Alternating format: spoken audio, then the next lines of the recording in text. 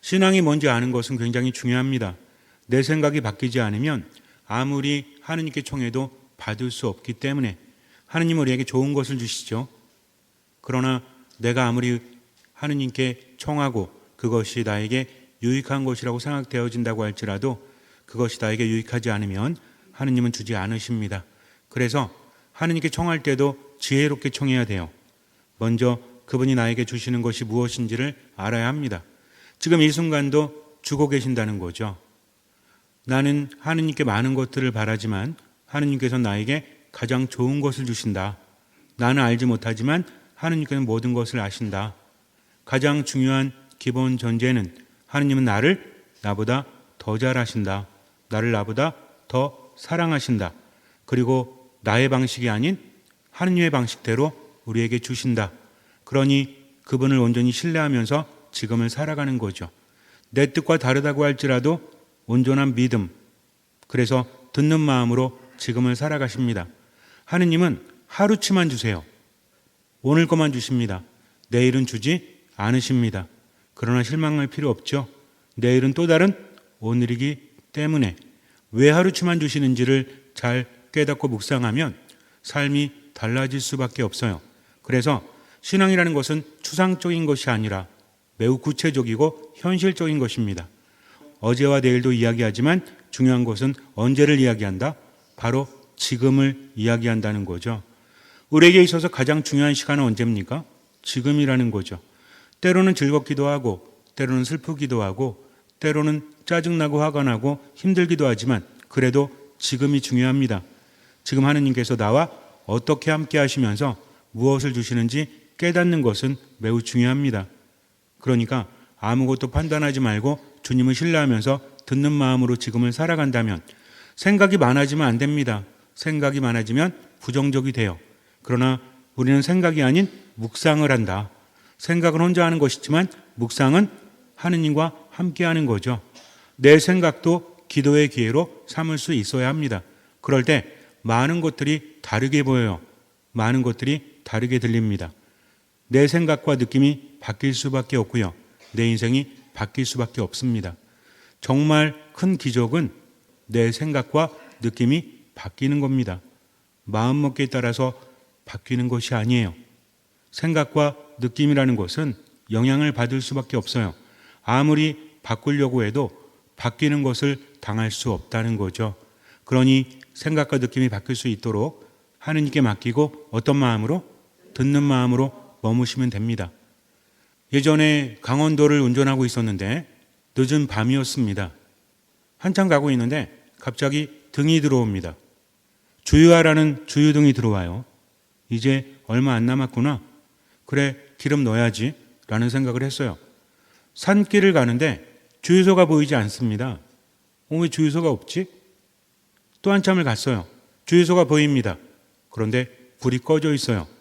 이제는 슬슬 불안해지기 시작을 합니다. 주유소가 눈에 보였지만 불이 꺼져 있죠. 다른 주유소는 불이 켜져 있을까요? 꺼져 있을까요? 꺼져 있을 확률이 크지 않습니까? 이제 불안합니다.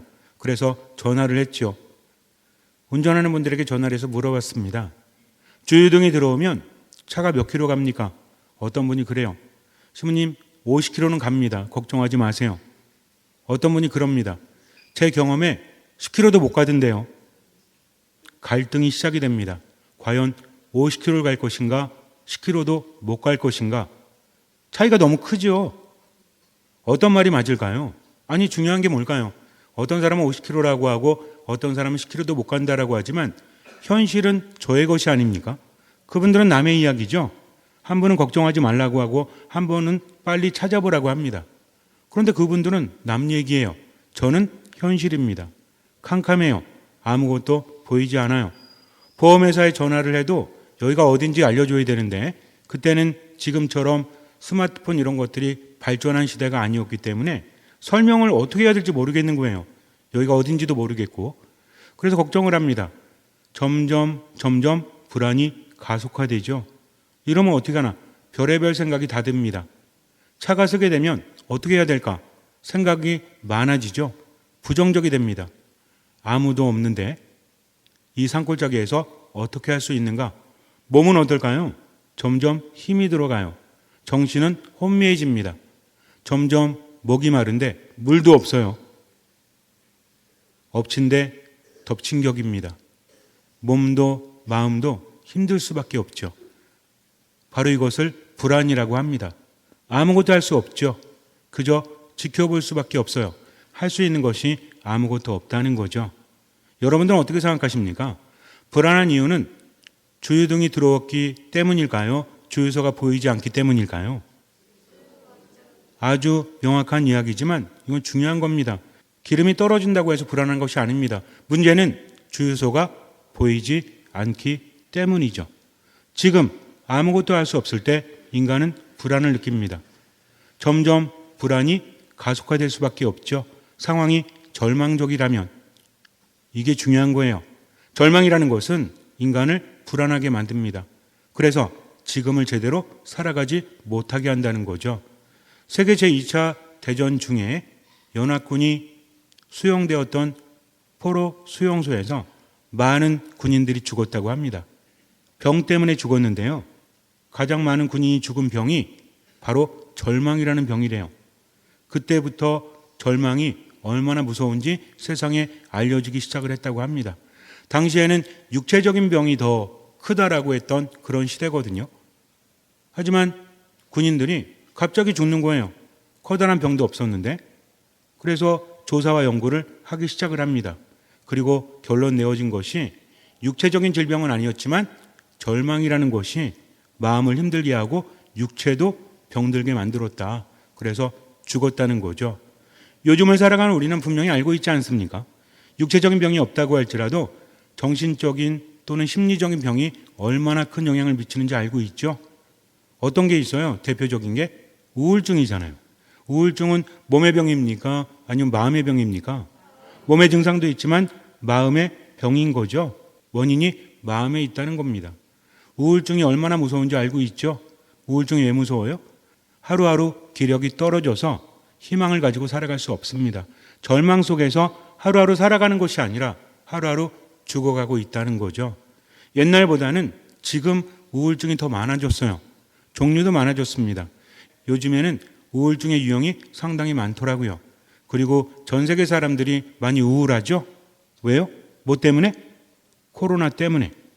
코로나라는 병이 왔기 때문에 우울한 걸까요? 아니면 우리 안에 내재되어 있었던 우울이 튀어나온 걸까요? 둘 다 있겠죠. 코로나를 겪으면서 우리가 뭐라고 했습니까? 코로나 블루라고 했죠.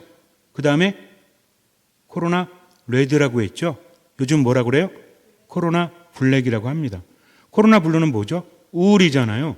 코로나 레드는 뭐죠? 분노입니다. 그리고 블랙은 절망이라는 거죠. 이 세 가지를 우리가 생각해 볼 필요가 있습니다. 세 가지가 보이지 않지만 인간의 삶을 망치고 있다는 거죠. 나로 하여금 나로 살아가지 못하게 합니다. 그럼 왜 우울할까요? 왜 화가 날까요? 이 모든 것들은 절망 안에서 그 답을 찾아볼 수 있는데 절망적인 인간은 언제를 살아가지 못하죠? 지금을 살아가지 못합니다. 시간이 많이 없기 때문에 제가 자세한 설명을 하지 않지만 우울이라는 것은 상실이 원인이래요. 여러 가지 원인이 있지만 공통적으로 상실 때문에 우울증을 앓게 된다라고 합니다. 상실이라는 것은 어쩌면 과거의 이야기죠. 지금까지 영향을 미치는 겁니다. 돈을 잃어버렸어요. 언제? 내일 모레? 내일 모레 잃어버릴 거라서 지금부터 우울합니까? 내일 모레 잃어버릴 것을 걱정하는 사람은 아무도 없습니다. 10년 전에, 20년 전에 잃어버린 것이 지금도 너무나 슬퍼요. 별 희망이 없습니다. 바로 이런 얘기예요. 예전에 겪었던 일, 그 때문에 많은 것들을 상실해 가고 있는데 실제로는 과거에 잃어버린 사건이 있었지만 지금까지도 상실감을 느끼게 한다. 과거에 끝난 일이 아니라 지금까지 뭘 더 상실하게 만들었죠. 예전에 커다란 상실감이 있었는데 이 때문에 지금까지 힘들어했다면 그것은 당시에 큰 것을 빼앗아간 것뿐만 아니라 지금까지의 무엇을? 내 시간을 빼앗아갔다는 거죠. 그러니 상실은 더 커집니까? 작아집니까? 커질 수밖에 없다는 거죠. 우울증이 한번 시작이 되면 점점 커질 수밖에 없어요. 좋아졌다가 나빠졌다가 하면서 주기를 갖고 있지만 나빠지는 것이 아주 심해집니다. 조금 좋아졌다가 나빠졌다가 조금 좋아졌다가 완전히 나빠졌다가 그러다가 뭐로 간대요? 양극성 장애라고 하죠. 조울증으로 가기도 합니다. 즉, 한번 시작이 되면 멈추지 않는다. 가면서 가속화된다는 거죠. 이것이 바로 인생입니다. 왜 그렇습니까? 과거와 현재와 미래가 연결이 되어 있기 때문에 자를 수 없죠. 나의 어린 시절은 지금에 영향을 미칩니다. 지금의 삶은 앞으로의 영향을 미친다는 거죠. 그래서 여러분들 성격이라든지 아니면 심리적인 고통이라든지 이런 것들을 겪고 있을 때 언제 얘기를 해요? 어린 시절에 얘기를 하잖아요. 이것은 지금까지 영향을 미치고 있는 어린 시절, 즉 삶이라는 것은 연결이 되어 있다는 것을 우리는 기본적으로 알면 좋습니다. 어쨌든 중요한 건 언제다? 바로 지금이라는 거죠. 한번 상실감을 느끼기 시작을 하면 시간이 흐를수록 상실감은 커질 수밖에 없다. 분노라는 것은 무엇입니까? 분노라는 것은 지금 영향을 받긴 하지만 앞으로 나아가지 못하는 거죠. 나로 하여금 좌절하게 만듭니다. 더 이상 나아갈 수 없다는 거죠. 절망적입니다. 그러니까 화가 나는 거죠. 뭔가를 하고 있을 때 갑자기 못하게 하면 화나요, 안 나요? 화나고 있잖아요. 우리 학생들도 게임하고 있는데 엄마가 게임하지 말고 공부해. 그럼 화나요, 안 나요? 화나지. 공부를 해서 화난 거예요? 아니면 게임하지 말래서 화난 거예요? 그거라니까. 그래서 지금 내가 뭔가를 하고 있는데 자꾸만 못하게 하면 화가 날 수밖에 없습니다. 옳고 그른 게 중요한 게 아니에요. 그냥 내가 하고 있는 것이 더 이상 할 수 없다는 것이 우리를 화나게 만든다는 거죠. 내가 앞으로 좋아질 수 없습니다. 내가 하는 일이 별 의미가 없어요. 그러면 좌절을 느낄 수밖에 없고 분노가 일어날 수밖에 없다. 왜? 절망적이기 때문이죠. 절망이라는 것은 어디에 이르는 병이래요? 절망은 죽음에 이르는 병이라고 말을 합니다. 결국 절망 속에서 인간은 어딜 향해서 간다? 죽음을 향해서 간다는 거죠. 이것은 생물학적인 죽음만을 의미하는 것이 아니라 정신이 죽고 마음이 죽는 겁니다. 이게 더 심각한 거예요. 몸은 살아있지만 마음과 정신과 영혼은 점점 죽음으로 가는 거죠. 무엇 때문에? 절망 때문에. 그런데 절망이라는 것은 언제 이야기죠? 절망은 미래 이야기입니다. 지금의 이야기는 아니에요.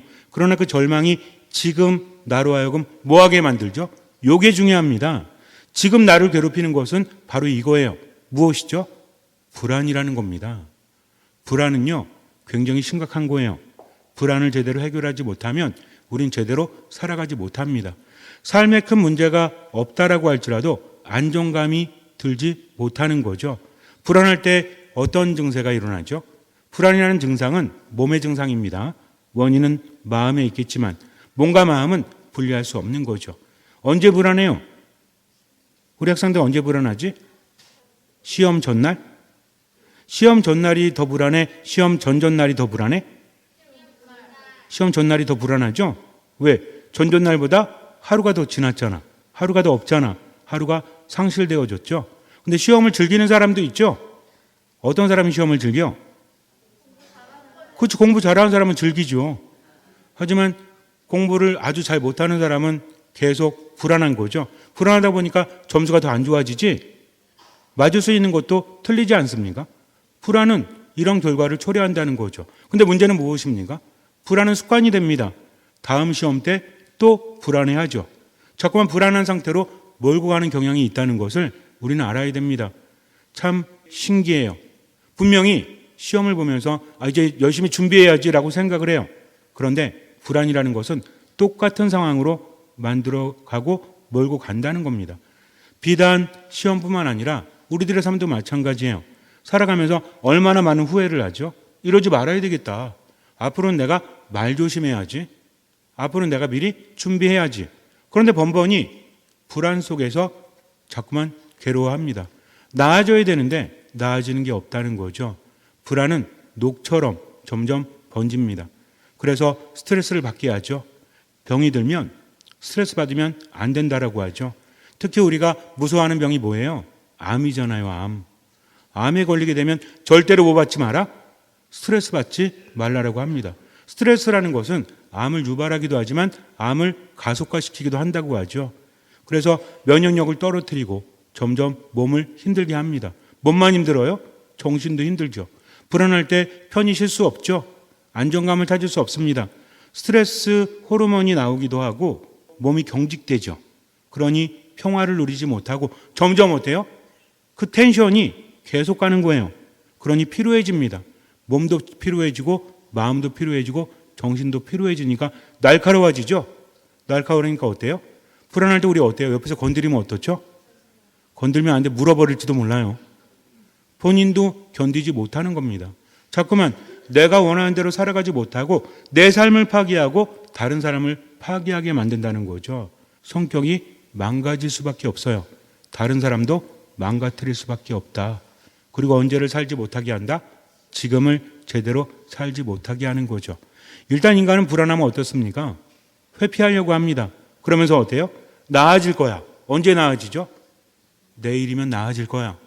다음 주면 나아질 거야. 다음 달이면 나아질 거야. 어렴풋하게 희망을 갖죠. 그러나 이 희망은 뭐로 바뀝니까? 절망으로 바뀌어요. 왜? 그것은 별 의미 없는 근거 없는 희망이기 때문입니다. 뭐만 더 커지죠? 실망감만 더 커질 수밖에 없죠. 그 시간 동안 회피했기 때문에 상실감은 더 커집니다. 좌절감도 더 커지죠. 그러니 불안은 더 커질 수밖에 없다. 그것 때문에 괴로워하는 겁니다.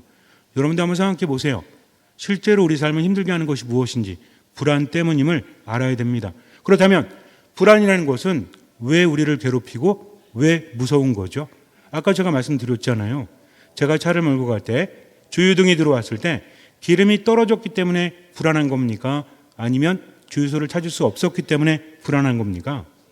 주유소를 찾을 수 없었기 때문에 불안은 점점 가속화될 수밖에 없다는 것을 분명히 알아야 돼요. 물론 상실이나 또는 좌절이나 이런 거 잘 모르셔도 돼요. 불안은 지금 내가 느끼고 있기 때문에 흔들리고 있다는 겁니다. 대처할 수 있다면 인간은 불안하지 않아요. 대처할 수 없기 때문에 불안하다는 거죠. 불안한 것은 막을 수 없습니다. 불안은 하나의 신호이기 때문에. 불안함이 없다면 어떨까요? 불안함이 없다면 우리는 동물원에 가서 사파리 버스에서 내릴지도 몰라요. 사자가 있네? 귀엽네? 하고 내렸어요? 어떻게 될까요? 높은 데 갔는데 밑에 보니까 이뻐. 하나도 안 불안해? 그러면 어떻게 될까요? 떨어질지도 몰라요. 불안이라는 것은 자체로 나쁜 것은 아닙니다. 과도한 불안이 문제라는 거죠. 그래서 불안이라는 것은 무엇이다? 내가 대처할 수 없기 때문에 그것이 우리에게 해를 끼치는 것이다. 우리는 나약합니다. 이것을 인정해야 돼요. 신앙은 무엇입니까? 신앙은 내가 뭔가 하나님께 청하고 그것을 받는 것, 이 자체가 신앙이 아닙니다. 그것은 별책 부록이에요. 그냥 부록으로 주어지는 거고 근본은 아니라는 거죠. 신앙은 지금 필요한 것을 하느님께서 주신다는 겁니다. 언제만 주신다고 했죠? 오늘만 주신다고 했죠? 내일은 안 주십니다. 오늘만 주시는 거예요. 내일은 또 다른 오늘이 됩니다. 즉 오늘만 주신 하느님은 바꿔 말하자면 무엇이다? 늘 나와 함께 하시는 하느님이시기 때문에 내일은 또 다른 오늘 우리에게 주신다는 거죠. 그렇다면 어떻게 주실까? 가장 중요한 것을 우리에게 주신다는 것을 깨달아야 합니다. 아무리 많은 것을 얻어도 인간이 불안하면 그것을 제대로 즐기지 못합니다. 겉으로는 안 그런 척하죠. 근데 얼마나 불안합니까? 미래에 대한 좌절 때문에, 과거의 상실감 때문에, 어쩌지 못하는 내 자신 때문에 불안해하고 있다면 이것은 점점 안 좋아질 것이기 때문에 그래요. 그런데 그냥 막연하게 성당에 와서도 그냥 알아서 주시겠지 하면서 그냥 있으면 안 돼요. 시계추 신자가 되면 안 됩니다. 발바닥 신자가 되면 안 된다는 거죠. 하느님을 제대로 알아야 되고 어떻게 주시는지 묵상을 해야 됩니다. 그래서 성당에 올 때 어떤 마음으로? 듣는 마음으로. 듣는 마음을 가진 사람과 그렇지 않은 사람의 삶은 바뀔 수밖에 없어요. 왜냐하면 하느님을 알아보는 것과 그렇지 못하는 것의 차이이기 때문입니다. 하느님이 어떤 분이신지 아는 것이 가장 중요합니다. 그러면 내 삶도 변할 수밖에 없죠. 우리도 그렇잖아요. 같이 있는 사람이 어떤 사람이냐에 따라서 뭐가 달라져요? 생각이 바뀌고 느낌이 바뀌죠. 요즘에 우리 어른들도 좋아하는 가수가 있죠. 누구 있어요? 임영웅. 임영웅이 내 옆에 있으면 어떨 것 같아요? 별로 적절하지 않나? 얘가? 우리 학생들 누구 좋아해? 방탄소년단. 방탄소년단 내 옆에 있으면 어떨 것 같아요? 오늘 집에서 엄마한테 혼나고 왔어. 근데 내 옆에 방탄소년단이 있어. 기분이 어때요? 좋죠? 근데 신부님은 방탄소년단 내 옆에 있으면 어떨 것 같아? 저는 걔네들이 누군지 몰라. 이름은 아는데 얼굴은 몰라. 그러니 옆에 방탄소년단이 있어도 그 가치를 알아보지 못하니까 별 변화가 없는 거죠. 이게 얼마나 중요한 차이인지 아십니까? 아는 것과 알지 못하는 것은 다르다는 거죠. 여러분들 하느님을 아십니까? 하느님이라는 세 글자 말고 진짜 하느님을 아십니까? 우리는 알아야 돼요. 어떤 마음을 가진 사람이 하느님을 알죠? 듣는 마음을 가진 사람이 하느님을 압니다. 성경은 우리에게 하느님을 알려주고 있죠. 마태오복음 14장을 보면 예수님께서 조용히 산으로 기도하러 가시면서 제자들에게 먼저 배를 타고 나가 있으라고 합니다. 제자들은 배를 타고 나왔어요. 갈릴레아 호수는 둘레만 50km가 넘는다. 대단하죠? 둘레가 50km라고 하는 것은 굉장히 큰 호수입니다. 그래서 그들은 갈릴레아 바다라고 불렀어요. 제자들은 배를 타고 나왔죠. 밤이 되었습니다. 아무것도 보이지 않아요. 그런데 마침 맞바람이 붑니다. 이쪽 저쪽에서 같이 바람이 부는 거죠. 갈릴레아 호수는요, 이게 좀 낮아요. 낮아가지고 바람이 불면 양쪽에서 바람이 불면 어떻게 될까요? 마치 병에 든 물이 이렇게 흔들리듯이 바람이 불면 철렁철렁 흔들리겠죠. 뭐가입니까? 풍랑이입니다. 어떤 생각이 들까요? 배를 타고 있는데 앞은 보이지 않아요. 풍랑이 일어납니다. 배가 뒤집힐지도 모르죠. 어떤 생각이 들어요? 불안합니다. 불안한데 아무것도 할 수 있는 게 없죠. 배를 움켜잡고 있을 뿐 아무것도 할 수 없습니다. 점점 불안은 커질 수밖에 없죠. 무엇 때문에? 절망 때문에. 아무것도 보이지 않으니까 할 수 있는 게 없기 때문입니다. 바람이 불지만 배가 흔들리지 않는다면 그들은 불안하지 않았을 거예요. 근데 배가 흔들리니 불안할 수밖에 없어요. 이것이 우리들의 인생입니다. 아무것도 할 수 있는 것이 없다는 거죠. 그런데 그때 예수님께서 물 위를 걸어 오십니다. 상식을 뛰어넘는 기적이 일어난 거죠. 제자들은요, 지금 공포에 휩싸여 있어요. 불안합니다. 예수님을 보고도 알아보지 못하죠. 외칩니다. 유령이다. 왜? 물 위를 걸어올 수 있는 존재는 누구니까? 유령이니까. 예수님도 가능합니다. 근데 지금 제자들의 정서가 어때요? 불안하잖아요. 불안하면 뭐가 보여요? 무서운 게 보이지. 그렇지 않겠습니까? 불안한데 앞에 누가 오는데 알아볼 수 없어요. 그럼 뭐일까요? 여러분들이 밤 새벽 2시쯤에 도덕산을 혼자 가시는데, 형제님들 말고 자매님들이 혼자 가시는데 저기서 까만 옷을 입은, 까만 원피스를 입은 어떤 덩치 큰 사람이 오고 있어요. 누굴까요?